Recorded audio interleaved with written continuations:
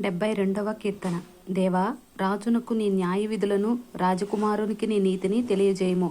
నీతిని బట్టి నీ ప్రజలకును, న్యాయ విధులను బట్టి శ్రమనొందిన నీ వారికిని అతడు న్యాయము తీర్చును.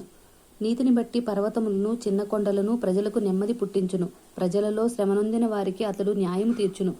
బీదల పిల్లలను రక్షించి బాధపెట్టు వారిని నలగగొట్టును.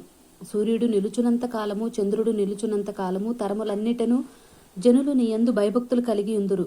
గడ్డి కోసిన బీటి మీద కురియు వానవలెను, భూమిని తడుపు మంచి వర్షము వలెను అతడు విజయము చేయును.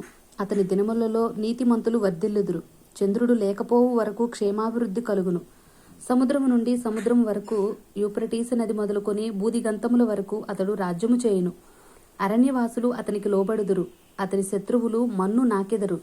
తార్షీషు రాజులు, దీపముల రాజులు కప్పము చెల్లించెదరు.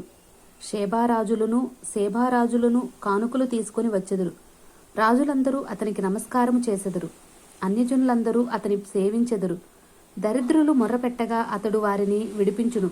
దీనులను, నిరాధారులను అతడు విడిపించును.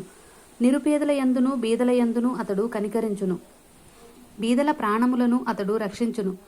కపట బలాత్కారముల నుండి అతడు వారి ప్రాణమును విమోచించును. వారి ప్రాణము అతని దృష్టికి ప్రియముగా ఉండును. అతడు చిరంజీవి అగును. షేబా బంగారము అతనికి ఇయ్యబడును. అతని క్షేమమునికై జనులు నిత్యము ప్రార్థన చేయుదురు. దినమంతయు అతని పొగుడుదురు.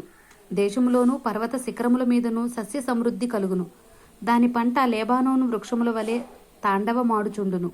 నేల మీద పచ్చిక వలె పట్టణస్థులు తేజరిల్లుదురు. అతని పేరు నిత్యము నిల్చును. అతని నామము సూర్యుడున్నంతకాలము చిగుర్చుచుండును. అతనిని బట్టి మనుషులు దీవింపబడుదురు. అన్ని జనులందరూ అతడు ధన్యుడని చెప్పుకొందురు. దేవుడైన యెహోవా, ఇశ్రాయేలు యొక్క దేవుడు స్తుతింపబడును గాక. ఆయన మాత్రమే ఆశ్చర్య కార్యములు చేయువాడు. ఆయన మహిమగల నామము నిత్యము స్తుతింపబడును గాక. సర్వభూమియు ఆయన మహిమతో నిండియుండును గాక. ఆమేన్, ఆమేన్. యెషయి కుమారుడగు దావీదు ప్రార్థనలు ముగిసెను. ఆమేన్.